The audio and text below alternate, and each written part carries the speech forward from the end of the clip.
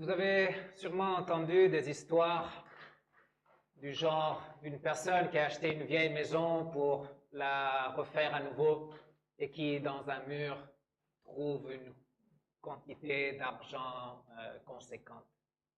Vous avez peut-être entendu d'une personne qui a trouvé dans son jardin, lorsqu'il voulait faire une piscine, un petit coffre avec des écus d'or ou des choses anciennes qui valaient beaucoup.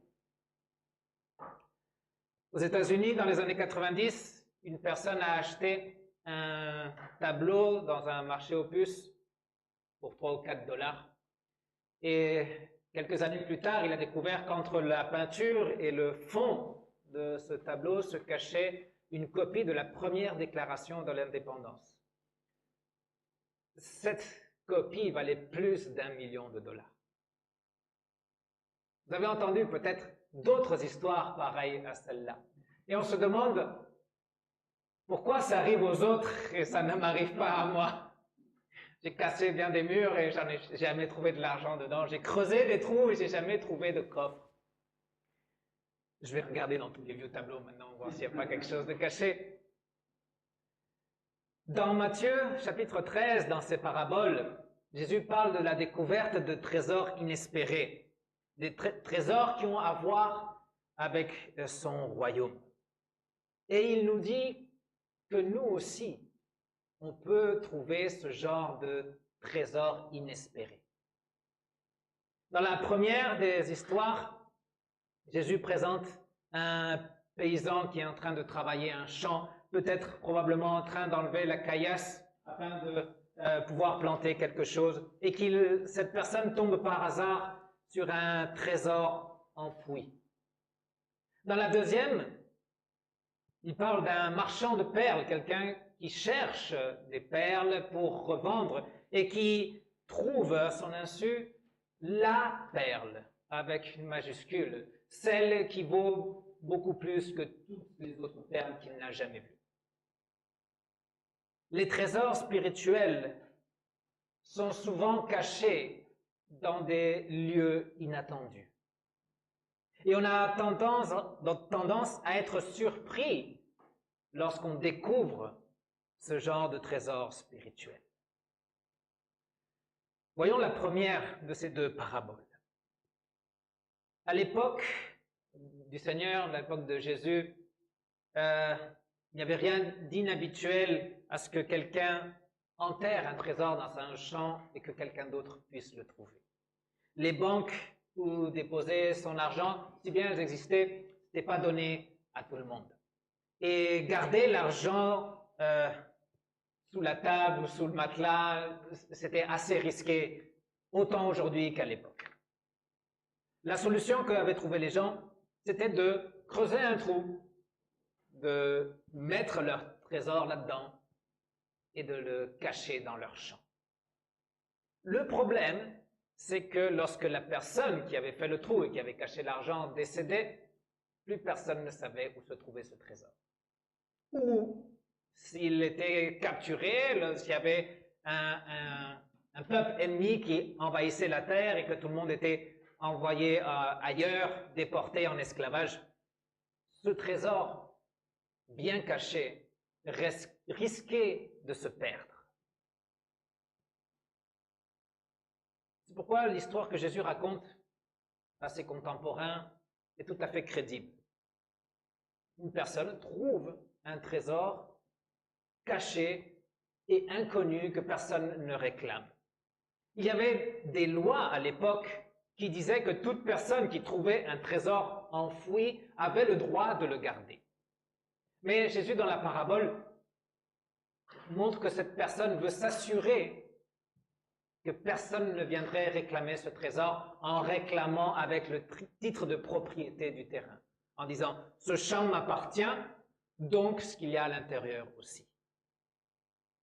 Donc, imaginons cette scène, un petit village, tout le monde se connaît, tout le monde sait tout à propos de tout le monde, et lorsqu'on achète un champ dans ce petit village, eh bien tout le monde finit par être au courant. Il faut chercher un courtier, il faut chercher un agent immobilier, il faut trouver le propriétaire, etc. Non?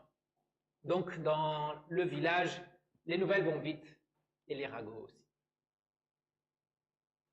T'étais au courant que le vieux Duchenet a dépensé toutes ses économies pour acheter ce terrain complètement inutile, ce vieux terrain qui était à la sortie du village? De quel terrain tu parles? C'est ce petit bout de terre là, en terre basse, là où commence la départementale. C'était le jardin privé du vieux Migues. C'était des terres très mauvaises pour cultiver. Rien ne pousse. Il n'y a que de la caillasse. Qu'est-ce que ce vieux Duchenet veut en faire? Il a complètement perdu la tête. Dépenser toutes ses économies pour ce terrain qui ne vaut rien. Et pendant ce temps, ce vieux Duchenet fait profil bas. Il ne dit rien à personne. Parce que lui, il sait quelque chose que tout le monde ignore. Et il sait pourquoi ce champ vaut beaucoup plus que ce qu'il est en train de payer. Il sait que sous cette terre apparemment inutile, il y a quelque chose de valeur inestimable. La Bible nous dit que Dieu cache ses trésors spirituels sous des champs apparemment sans valeur. Et que personne ne peut trouver ces trésors à moins de creuser, à moins de chercher. Nous avons tendance à juger superficiellement les choses.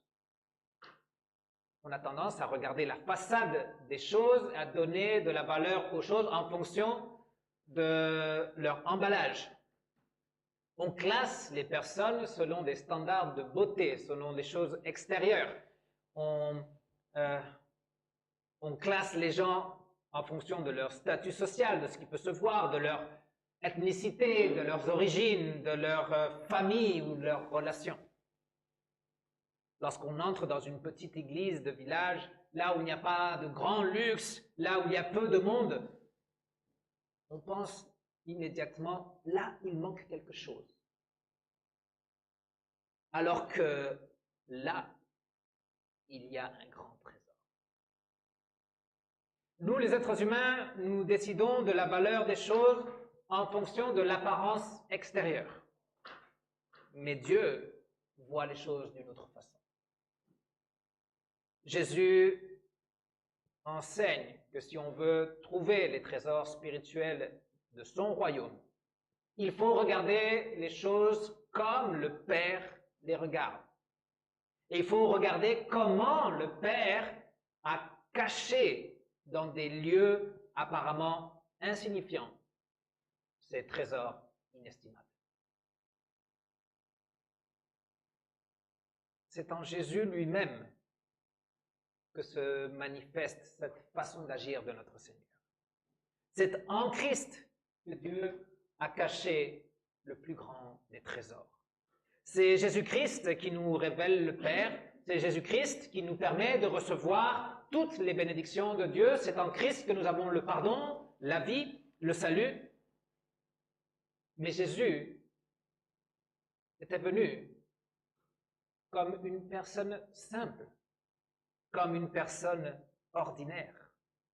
Tout en Jésus s'oppose à l'obsession du monde pour les apparences extérieures. Environ 700 ans avant la venue de notre Seigneur sur terre, le prophète Ésaïe avait annoncé sa venue. Et en d'autres termes, il disait quelque chose comme « N'attendez personne doté de beauté et de splendeur. » Au contraire, il viendra sans attrait. Il ne séduira pas par sa sophistication. Il naîtra comme un pauvre, une personne qui mènera une vie ordinaire. Et il sera rejeté par la grande majorité. D'ailleurs, même sa mort sera sans glamour. Et ainsi se sont passées les choses, tel le prophète Ésaïe l'avait annoncé. la plupart n'ont pas réussi à voir le trésor en Jésus au-delà de l'apparence de simplicité de notre Seigneur. Beaucoup sont passés à côté sans voir qu'en Jésus se trouvait le trésor céleste. Dieu a caché ces trésors spirituels pour qu'on les découvre et pour qu'on s'en réjouisse. Et ce même trésor que le Seigneur nous a apporté, nous le trouvons aujourd'hui dans les moyens de grâce. Ce même trésor inestimable, on peut le trouver dans un livre, dans de l'eau ou dans du pain et du vin. Des éléments ordinaires, mais qui deviennent extraordinaires par l'action de l'Esprit. La raison pour laquelle les gens se moquaient du vieux du Chenet, c'était parce qu'au fond, ils ne pouvaient pas croire qu'il puisse y avoir quelque chose d'extraordinaire, un trésor, dans un lieu ordinaire. Ils vont apprendre plus tard qu'il y avait un trésor dans ce terrain. Et ils vont se lamenter parce que ce terrain avait toujours été là. Il était disponible, il était en vente, il était là tout le temps. Il était là pour n'importe qui. Et d'ailleurs, sûrement, on avait proposé à plusieurs d'entre eux d'acheter ce terrain à un moment donné dans leur vie. Ces gens ne voyaient pas le potentiel de ce terrain. Et dans leur esprit, ils ne trouvaient pas, ou ils ne considéraient pas qu'un trésor pouvait se trouver de cette façon. Il en va de même pour l'Évangile. Jésus-Christ est mort sur une croix pour obtenir le pardon des péchés, la vie et le salut. Beaucoup entendent ce message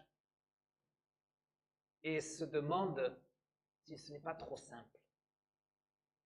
C'est ça le secret de la vie éternelle? Croire en Jésus, un point c'est tout, et que c'est lui qui a tout fait.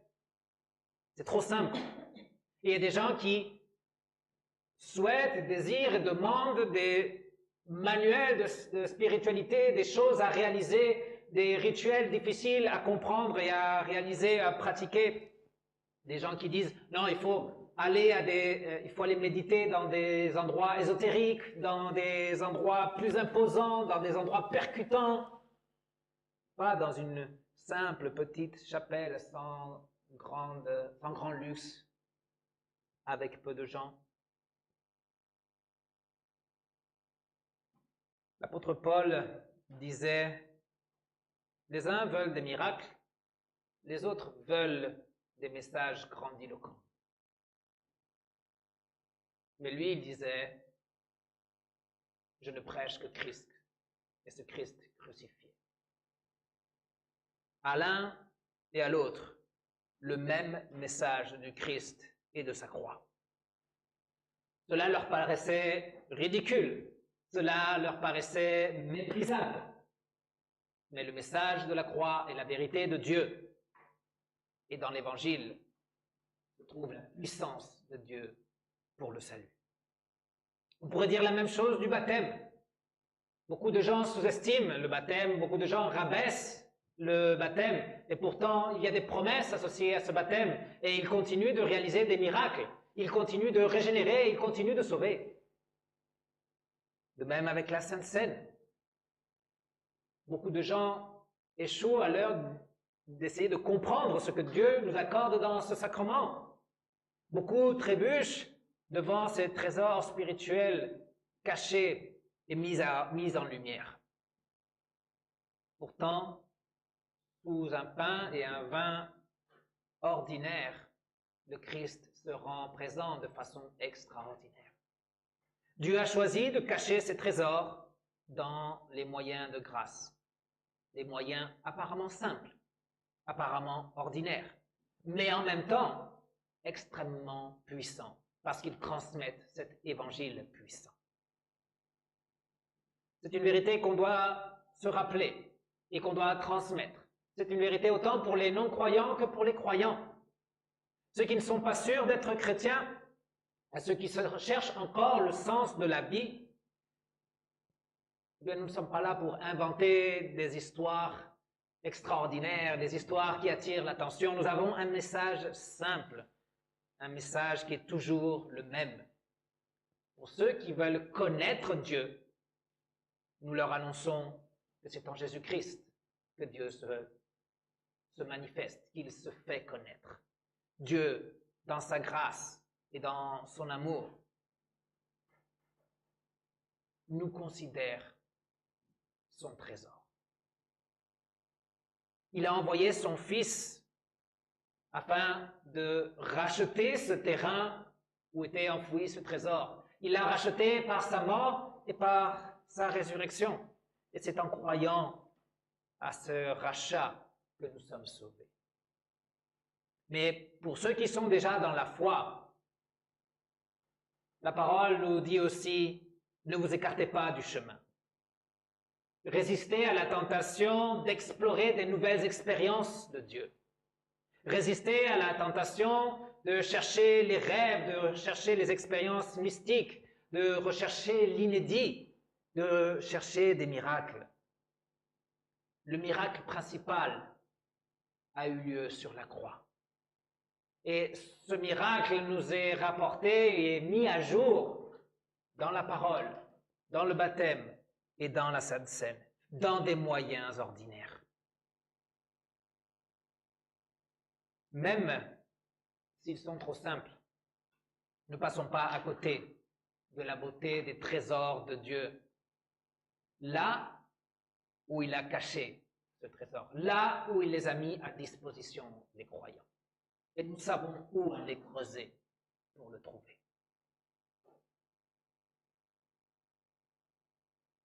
Il existe encore un autre lieu où Dieu cache ses trésors spirituels pour le monde, au-delà des moyens de grâce. Et cet autre endroit, c'est la vie de personnes apparemment ordinaires. Le trésor de Dieu est aussi caché dans les croyants ordinaires. Des personnes qui passent inaperçues sont soudainement celles qui ont le trésor que le monde recherche. Parfois, nous ne prêtons pas attention à ces gens-là. Parfois, elles ne sont pas remarquables. On voudrait des Abraham, des David, des Ruth, des Marie, des Pierre, des Paul. On n'arrive pas à leur cheville. Mais cependant, nous sommes ce champ où il y a un trésor pour le prochain.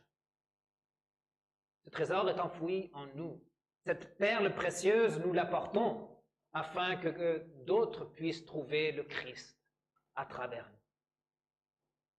Si vous êtes un simple croyant, un croyant ordinaire, sachez que vous avez une grande valeur pour le royaume de Dieu.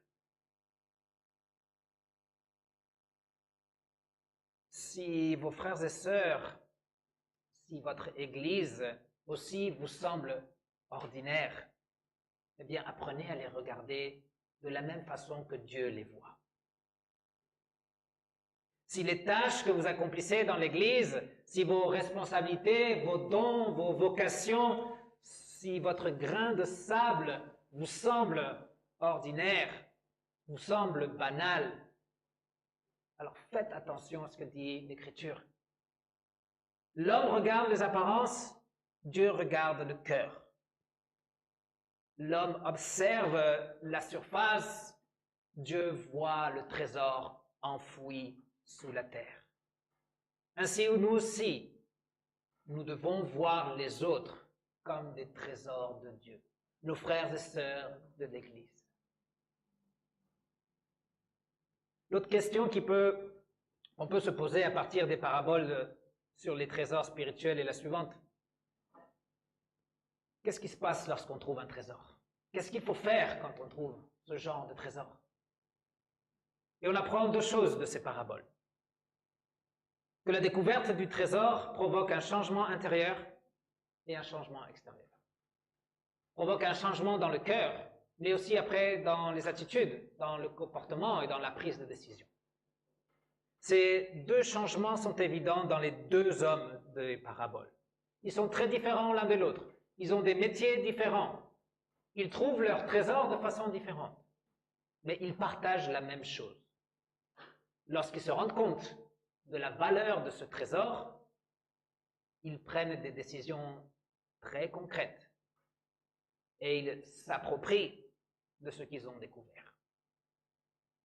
Le marchand de bijoux était un homme riche et il était prêt à liquider tout ce qu'il possédait pour obtenir cette perle unique. Et il ne s'agit pas d'un acte impulsif, c'est un professionnel des bijoux. C'est quelqu'un qui a réfléchi, c'est quelqu'un qui a comparé, c'est quelqu'un qui a fait des calculs et qui finalement a décidé de tout vendre pour acheter cette perle. Imaginez que vous êtes mourant d'une maladie rare et qu'on vous dise qu'il existe un médicament mais que ce médicament est très cher. Qu'on vous dise que vous devez tout vendre pour l'acheter. Que vous devez vendre votre maison, que vous devez vendre votre voiture, que vous devez vendre votre collection de timbres ou collection de ce que vous avez.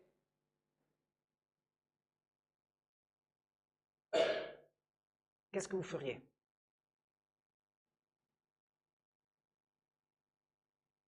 Quelque chose peut avoir de la valeur à nos yeux jusqu'à ce qu'une autre chose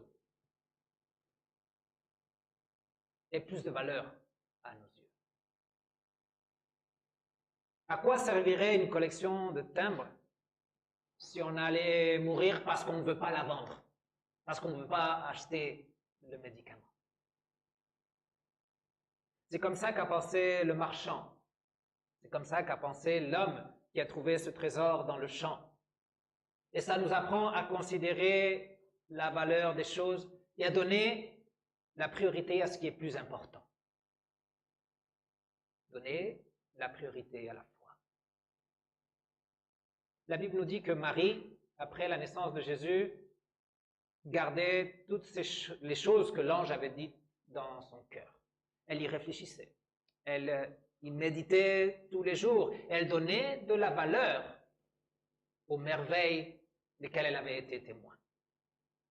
Dieu veut que nous évaluions la richesse de ce qu'il nous donne en Jésus-Christ, ce qu'il nous a donné et ce qu'il continue de nous donner. Dieu veut qu'on réfléchisse à la valeur du sacrifice du Christ pour nous racheter et qu'en fonction de cette évaluation, nous organisions tout le reste de notre vie. À partir de ce trésor, à partir de cette nouvelle réalité dans laquelle nous avons été introduits, nous organisions tout ce qui a à voir avec la vie en ce monde. Ne cessons jamais de chérir ce que nous avons reçu de Dieu en Christ. Ne cessons jamais de chérir ce que nous possédons par la foi en Christ. Et il faut s'approprier de ce trésor de Dieu. Pour se l'approprier, cela aussi implique de prendre des décisions. Le marchand a tout liquidé parce que tout est devenu remplaçable une fois qu'il a découvert cette perle. Le vieux du Chenet a fait de même. Il a dépensé toutes ses économies pour s'approprier ce terrain où était enfoui ce trésor. Ce qui était enterré dans ce champ avait complètement bouleversé sa perspective de la vie, lui avait fait voir les choses d'une autre façon. Les deux ont pris cette décision et ils l'ont fait avec joie. Ils ont agi avec joie, non avec regret. C'est ce qui arrive lorsqu'on trouve le trésor de Dieu. Lorsqu'on trouve ce médicament qui nous guérit.